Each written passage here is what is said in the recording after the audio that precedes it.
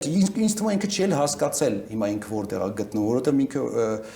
նաև նեղսրտում էր, երբ որ ես ասում եմ $200,000 մեքենան չի կարելի գնել այս պահին, որ պետությունը բազմաթիվ խնդիրներ ունի։ Դու այս պահին տալիս ես 200,000 ամերիկյան դոլարին համարժեք դրամ, գնում ես BMW շատ թանկ մակնիշ, ինչի։ Եվ նույն պահին մենք դիմում ենք Եվրոմիությանը կամ ՄԱԿ-ին կամ ՅՈՒՆԻՍԵՖ-ին կամ մյուս տարբեր բաներին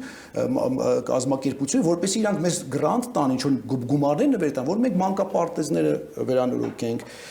մեր դպրոցները վերանորոգենք, կտուրները, դպրոցների տաքացումը եւ արևմտյան մարդը մի ժպիտով են։ Իրանք ցույց չեն տալիս, կժպտան, կասեն այո, բան կգնան, կասեն այս մարդը տարօրինակ մարդ է, մեքենա իրան 200,000-ով գնում, բայց մեզանից չգիտեմ 20,000 € է ուզում, որ ինչ որ մի մանկապարտեզի ինչ որ տաքացման սիստեմա անցկացնենք։ Դա անընդունելի է։ Ի վերջո մարդիկ պետք է հասկանան, որ որտեղ է գտնվում։ Ենթադրենք, որ չգիտեմ Nissan Altima կամ Toyota Camry լինի ազգային ժողովի նախագահ, ոչ մեկ չի հալի